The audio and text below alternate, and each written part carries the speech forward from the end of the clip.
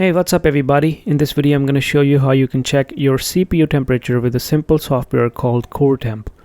To download this software you can go to this site, just search up CoreTemp and it'll take you to AL CPU site. Download it from here and install it. It's a very light software, no burden on your computer. Once you install it, just search up CoreTemp on your start menu and it will load up the software.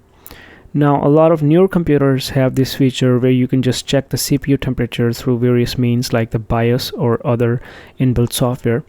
But if your computer is older or you cannot find that option, this is CoreTemp, a great software.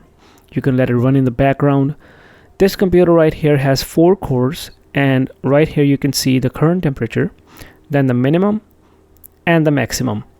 Now, a lot of computers have different operating ranges, but if your computer goes above 90 degrees, even for a second, it'll show an exclamation mark right here in the max section.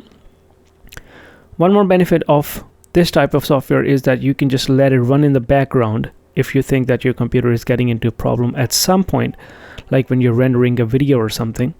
You can just load up the software and render the video and see what the maximum temperature was that your computer reached.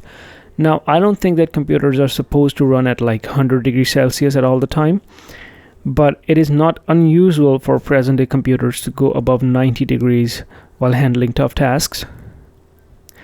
Always check your manufacturer's operating range, and also keep in mind that your computer should not be idling at 90 degrees or above. If you're not using it for anything and it is still touching 90, I think that needs to be looked at. So yeah, this is a software called CoreTemp, with which you can check CPU temperatures, and this is it for today's video. If your CPU temps are normal, I hope you continue to have a good day. If your temps are too high, well, I hope you have a better day. I hope you find a fix.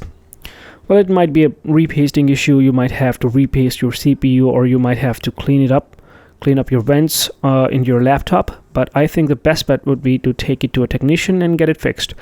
Thanks a lot for watching, and goodbye.